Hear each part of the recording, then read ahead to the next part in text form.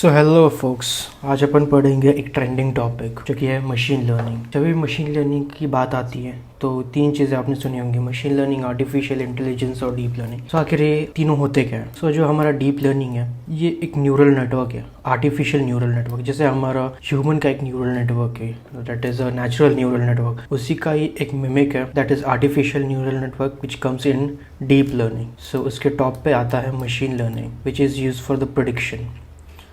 सो इसके जो भी एल्गोरिदम्स रहेंगे मशीन लर्निंग के, it's basically for prediction kind of thing.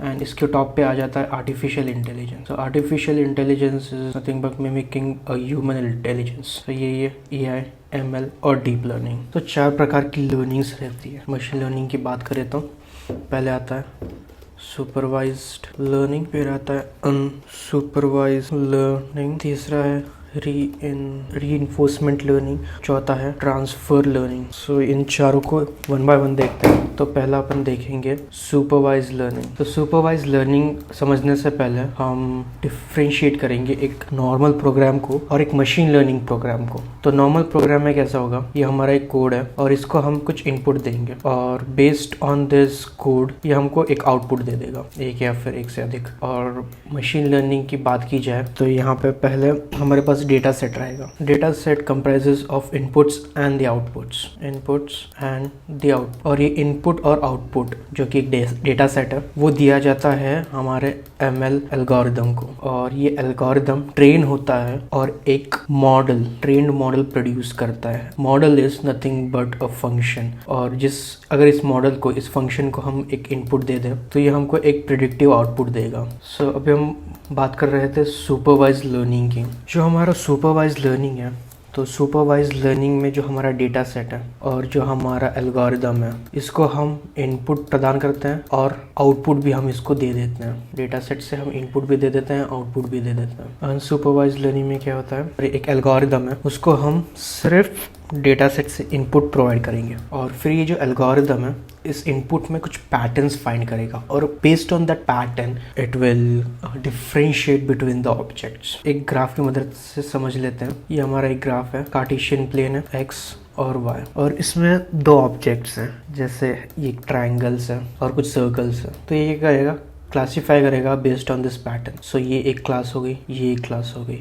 सो इसको हम बोलते हैं क्लस्टरिंग। सो अगर हम इसका रियल लाइफ एग्जांपल देखें, समझे रियल लाइफ एग्जांपल से, फॉर सुपरवाइज लर्निंग का एग्जांपल देख लेते हैं। एक बच्चा है जिसको हम सिखा रहे हैं कि एप्पल और अंगूर के बीच में का डिफरेंस बता रहे हैं। उसको हम ऑब्जेक्ट दिखा रहे हैं और उसको बता रहे हैं कि ये सेब है और ये जो चीज़ है छोटी सी है ये अंगूर है। तो हम उसको ऑब्जेक्ट दिखा रहे हैं और उसका नाम भी बता रहे हैं, जिसके कारण हम ट्रेन कर रहे हैं with inputs and the outputs. और बात की जाए अनसुपरवाइज लर्निंग में, तो वो बच्चा खुद ही सीख रहा है बेस्ड ऑन इट्स स्ट्रक्चर कि एप्पल का जो साइज है वो बड़ा रहता है एज कम्पेयर टू अंगूर का।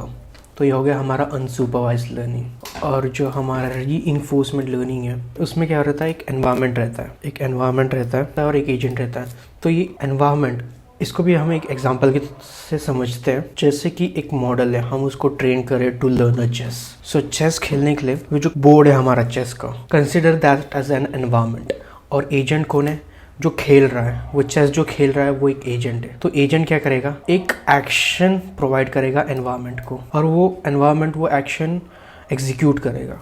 और एग्जीक्यूट करने के बाद उसका जो करंट स्टेट है, उसका जो स्टेट है, किस स्टेट में है वो और एक रिवॉर्ड पॉइंट जनरेट करेगा और एजेंट को दे देगा। और ये जो रिवॉर्ड पॉइंट है ये पॉजिटिव हो सकता है या फिर नेगेटिव हो सकता है based on the action provided. Based on this action provided ये जो रिवॉर्ड है वो पॉजिटिव हो सकता है या फिर नेगेटिव हो सकता है। सो फिर ये जो एजेंट है उसने एक एक्शन लिया कि आगे जाओ, तो वो आगे जाने की वजह से जो वो सैनिक है वो मर गया, तो ये रिवॉर्ड है वो नेगेटिव आ जाएगा, जिसके कारण ये एजेंट को पता चल जाएगा कि इसने जो एक्शन लिया है वो गलत है। तो फिर वो अगली बार से इस तरह का एक्शन नहीं लेगा। तो अगली बार क्या होगा, ये एक एक्शन लेगा जिसके कारण इसकी जीतने की संभावना थोड़ी इंक्रीज हो जाएगी। तो ये रिवॉर्ड पॉइंट जो है वो पॉजिटिव आ जाएगा और जिसके कारण एजेंट को पता चल जाएगा ये जो एक्शन है वो सही है। तो ये रीइंफोर्समेंट लर्निंग। तो बढ़ते हैं ट्रांसफर लर्निंग की तरफ। So transfer learning is nothing but the future of machine learning.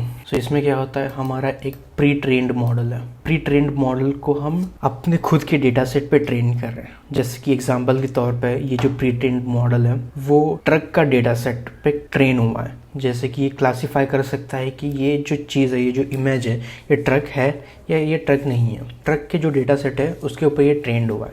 तो अभी हमको इसको कार के डेटा सेट पर ट्रेन करना है। तो क्या करेंगे, हम ये मॉडल लेंगे, इस मॉडल को हम अपने डेटा सेट पे ट्रेन करेंगे। इस मॉडल को हम अपना जो कार का डेटा सेट है उस पर ट्रेन करेंगे और उस ट्रेन होने के बाद ये जो मॉडल है अभी कार के ऊपर ट्रेन हो चुका है। तो अभी ये डिफ्रेंशिएट कर सकता है कि कार है, जो ऑब्जेक्ट इमेज दी गई है ये कार है या कार नहीं है।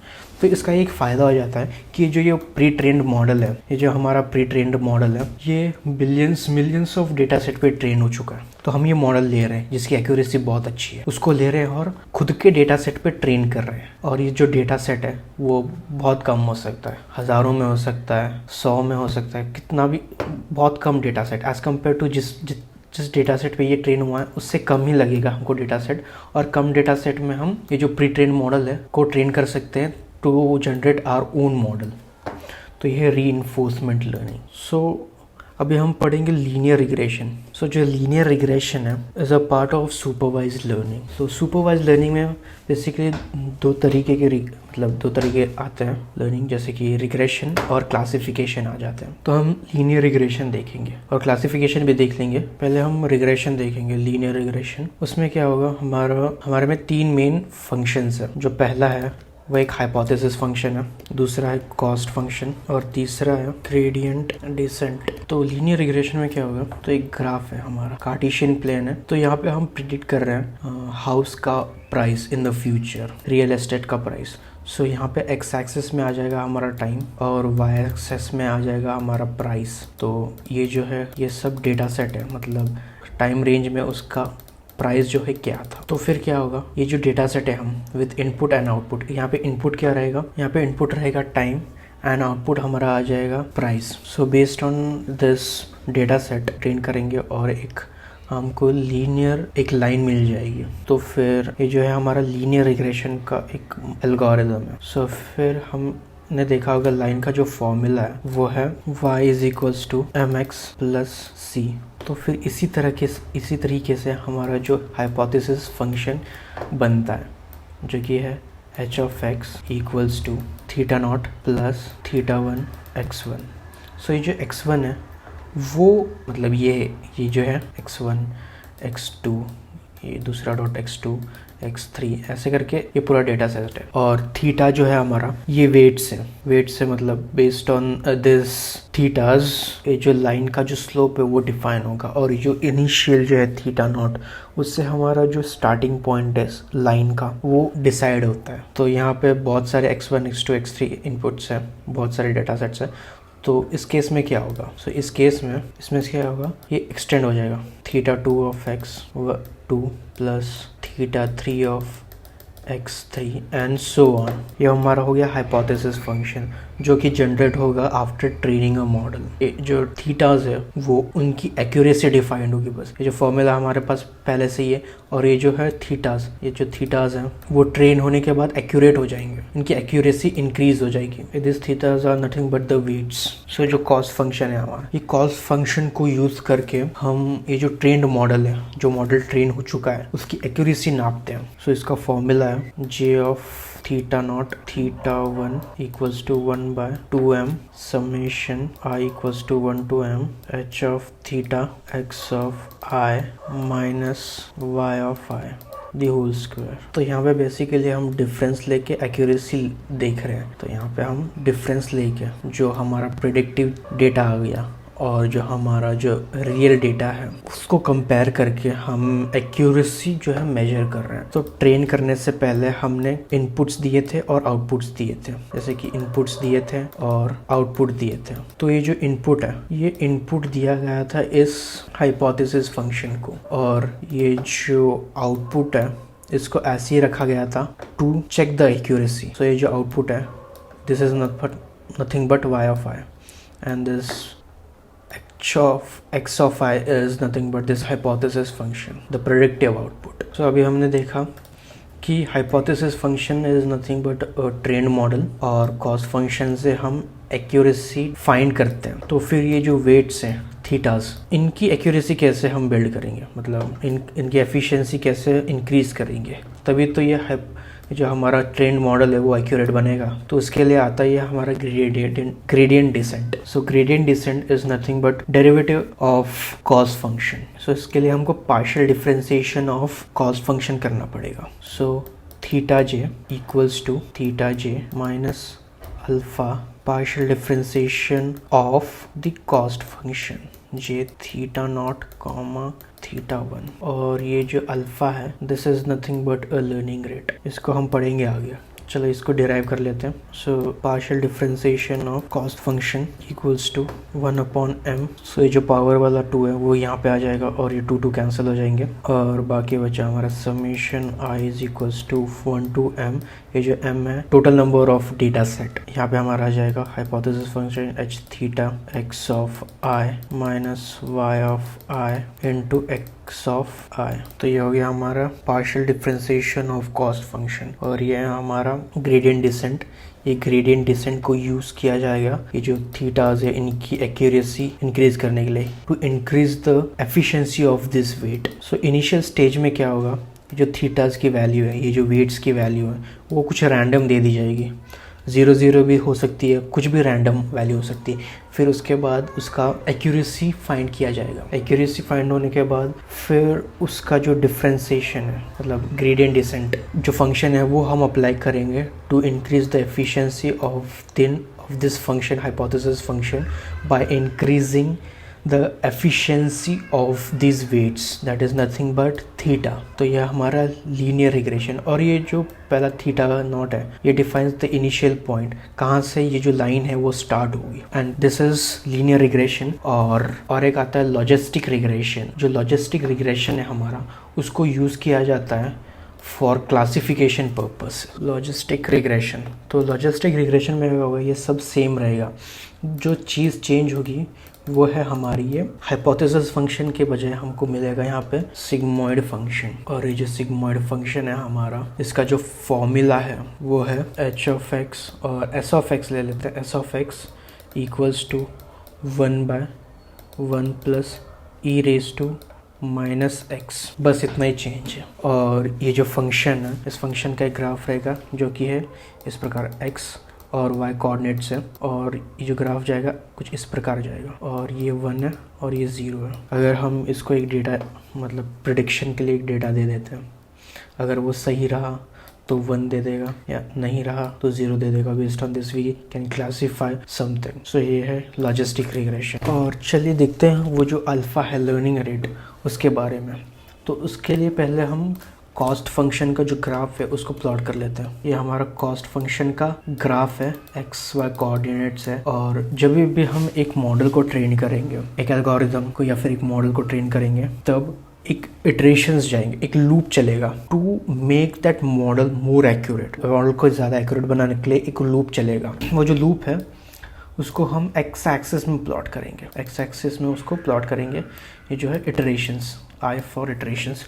और वाई एक्सिस में हम कॉस्ट जो कि है accuracy of that model plot करेंगे। तो क्या होगा, एक ग्राफ मिलेगा हमको इस प्रकार का ग्राफ मिल गया हमको। तो फिर क्या होगा, हमने अल्फ़ा बोला था जो लर्निंग रेट है, तो वो क्या करेगा, जो हमारा जो स्टार्टिंग पॉइंट है लर्निंग की एक्यूरेसी स्टार्टिंग में समझ लो इतनी है, तो वो लर्निंग रेट जो अल्फ़ा है वो क्या करेगा, स्टेप्स लेगा, कुछ छोटे छोटे स्टेप्स। अगर छोटा रहा तो क्या होगा, अगर लर्निंग रेट छोटा रहा तो क्या होगा, बड़ा रहा तो क्या होगा।